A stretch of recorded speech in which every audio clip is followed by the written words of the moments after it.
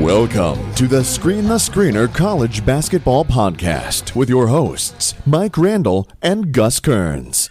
Welcome back to the Screen the Screener College Basketball Podcast, where we continue previewing all 357 teams. Today we have a prized guest, and that's head coach Kermit Davis of the Ole Miss Rebels. Coach Davis has come on the pod several times before, going back to his Middle Tennessee State days. One of the best coaches in the country, does a fantastic job down there with the Rebels. Give us a few minutes to talk about last year and preview the upcoming college basketball season for the Rebels. Follow him on Twitter at Ole Miss Kermit. Coach Davis, it is a pleasure to have you back on the podcast. Well, thank you, Mike. It's a pleasure to be with you and talking some hoops in August. Absolutely. Looking forward to this season, Coach. And I have to ask you about COVID. We talked a little bit before we got started here. The COVID challenges of last year. You're entering your fourth season at Ole Miss, doing a great job. Just talk a little bit about the challenges last year and how you got through it, because certainly there was no blueprint for what happened last year. Yeah, it was. And everybody has their COVID story. You know, in a quick capsule, we were the last Power 5 school to start playing because of COVID, and we didn't coach our team from November 17th to December the 7th, and then practiced 3 days and started playing. And even, we talked about it, Mike, even when you're kind of through your 14-day period, our players, they still weren't 100%. So it took us a little bit, and we got out of the gates a little slow, but then you know what? We stayed healthy and COVID-free really mid-January on, and won about 8 out of 10 and was playing great basketball at the end. So, but like I said, everybody has their COVID story, and but hopefully we've made a turn for the best and get it back to normal this season. And Coach, you did a fantastic job. You know, coming off your second year into this year, people were unsure what to expect. Really defensively, your team locked down. And I watched you several times. We're up here in the Northeast. Watched you several times throughout the year. The non-conference schedule really battled through, and we're hot at the end of the regular season there with several big wins. Talk about that. Your turnover percentage, 24th best in the country. You were number one in offensive and defensive rebounding within the SEC. And what was really impressive, Coach, held opponents to 45.8% from inside the arc. Just a commitment, I think, for the Rebels to defense. Well, it was. We were challenged a little bit, Mike, offensively. And so we had to kind of play not the way we really wanted to play offensively, but our 1-3-1 back to our 2-3 zone that we've kind of been known for the last 12 or 13 years was really terrific in our league. And, you know, we were undefeated against top 15 teams, and, you know, beat Kentucky and Tennessee, Auburn a couple times, Missouri a couple times when they were ranked. And so I was really proud of it. We thought we were an NCAA tournament team. You know, during that COVID, you know, we didn't get a chance to play Memphis. Our MTE got canceled like some teams did. So, you know, but it's one of those things where number one seed in the NIT, and that's not where we want to be, but we were. I was proud of our team and some of the things they battled through. Yeah, that end of the season, Coach, really had a great run. Beat Kentucky, ended the year with Vanderbilt. But that stretch, I remember watching you there February 2nd to February 13th with the COVID changes and everything. Beat Tennessee at home by 2. One on the road at Auburn, tremendous win. Missouri, like you said, South Carolina way, never easy. Just a commitment across the board here and some big wins. I mean, the SEC, I've always said, Coach, best conference in the country, if for my money, just a tremendous top to bottom. But you had to be pleased there after some struggles early that you had that great run. Yeah, we were. And, you know, we were up LSU in the quarters in the SEC tournament. We beat South Carolina the first round and thought if we won that when we were in the NCAA tournament, got beat last possession.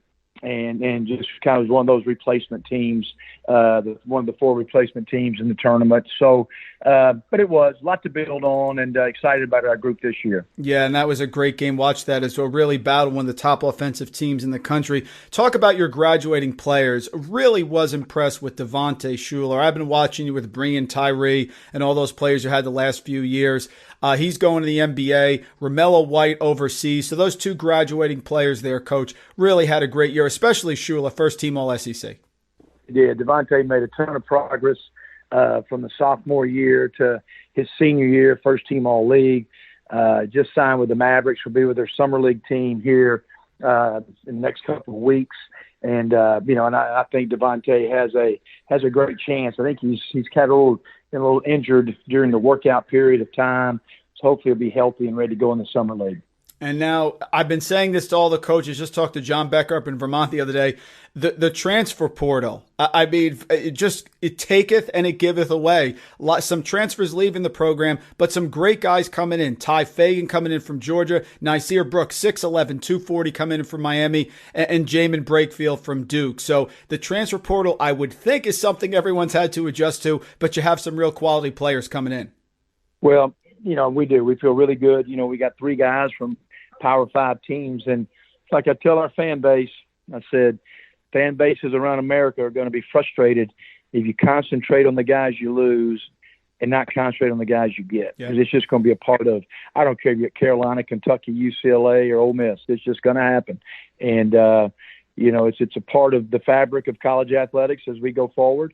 We're all going to have to navigate it and understand that there's going to be ever-changing rosters and turnover, and that's just a part of what's fixing to happen. I do think it'll maybe settle in a couple of years, because I do think people are going to find out I hate it for these guys. There's going to be players that aren't going to have places to go, that are in the portal still, and there's not enough spots available. They're going to really drop down the level. And so maybe in a couple of years it'll balance out as people will kind of see the process, the other guys are going through.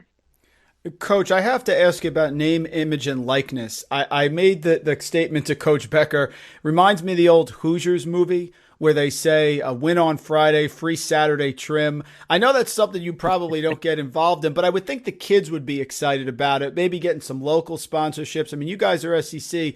How do you handle that? Do you just tell the guys, listen, stay in touch with the people here, keep us updated? I mean, it's an exciting time for the players, but I would think it's sort of like stepping on landmines here for the coaches.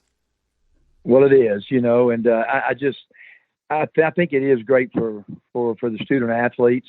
I think what we all just want is that, the student athletes now are being able to hire their own agents, their marketing people. We have a third-party influencer that navigates. We can't be involved. I do think some of our guys are going to be very marketable. And I think you're going to find out that, Mike, it's going to take some places like the new players, your fan base, being able to watch these guys during the season and how they impact winning. Do they like their personality on the floor? But watch them being interviewed. And then I think you'll see more and more marketing deals come for student athletes in football, basketball as seasons progress. So nobody can get real anxious, but yeah, we have some really good players, and we hope all those guys do well with it. The biggest thing I think concern for all of us is that your team stays whole, your team stays together. There's no animosity in your locker room for certain guys that get deals, not get deals, so that's the whole thing, that your team stay together and understand the big picture is that, number one, you got to be a good person every day. You got to go to work, try to impact winning, and don't take your eye off the big ball, which is the end result of trying to win championships. And then where's your career going to be after college? It's a great message across the board. Let's look at your recruits coming in. Best recruiting class you've had here at Ole Miss by the rankings, if you go by that. Just some amazing players coming in. Let's start with Daeshun Ruffin, 4-star recruit, coach, top player in Mississippi. Yeah, he's a McDonald All-American, our first at Ole Miss.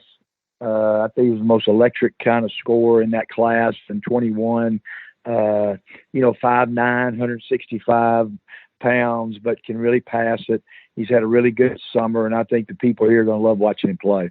What do you do, Coach? You got James White coming in, Eric Vanderhygen, if I'm saying that right, Grant Slatton. How do you mix them? Because you have a pretty good balance now, about, I think, 5 or 6 players returning, 6 new guys coming in. Have they been working in the offseason here? How do you sort of assimilate this as you get ready to head into the season? Yeah, Mike, I do. I like our balance. We got 6 guys returning. We got 3 Power 5 transfers. We got 4 freshmen. So I do like our balance on our team. The 4 freshmen have done well. I mean, they're going through an adjustment of, the lifting, and then we haven't hit the grind yet, but in the summer, just the structure, and they're facing the competition and pace of play, which just, escalates high in our league for sure. But But I love our group. It's our most complete roster. We've had some really good players here, some good teams, but I think it's our most complete roster. It's our best shooting roster, and they've been great. They did great in school. I think a 3.6 summer school, so it's been really good. Coach, in the SEC, you're obviously one of the top schedules in the country. How do you approach non-conference? You have some big games here in the non-conference. You're going down to playing in Charleston for a while.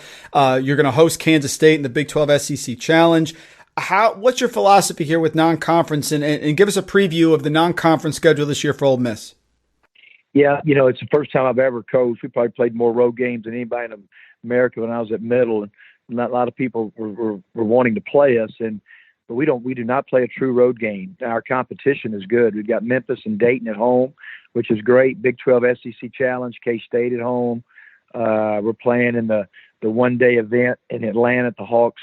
We play Western Kentucky. I think LSU, Auburn, Clemson, Georgia Tech's involved in that. Then the Charleston Classic open up with Marquette.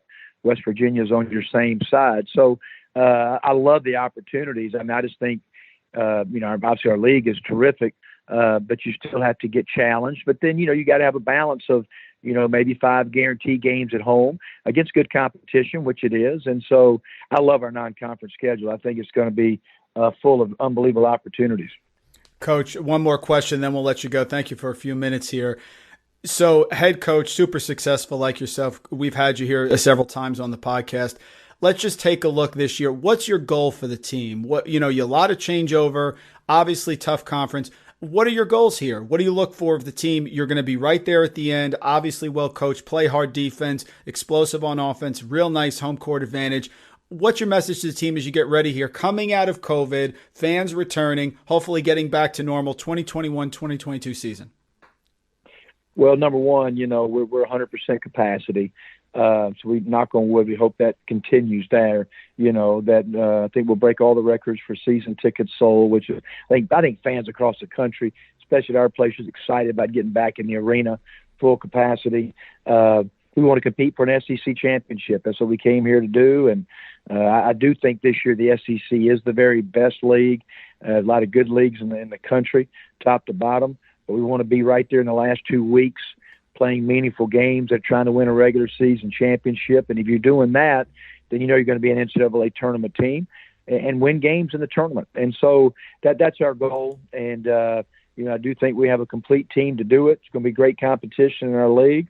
And but I do think our fan base is going to have an exciting year watching these guys play. Absolutely. And a team coached by Kermit Davis is always going to bring it and will give its best effort each and every night. Folks, head coach Kermit Davis, the Ole Miss Rebels. Follow him on Twitter at Ole Miss Kermit. Coach, it's always a pleasure talking to you. We are rooting for you. Huge fans of the program. Really excited to have the fans back and watch some Ole Miss basketball this year. Best of luck this year, Coach. All the best to you in the program. Thanks, Mike. And I want to say one thing. We're all on a lot of shows, but the homework you do on all the different teams, and I listen to your podcasts and different things, is terrific. So keep it up. You're good for basketball. Thanks, Mike. Means the world, Coach. Thanks so much.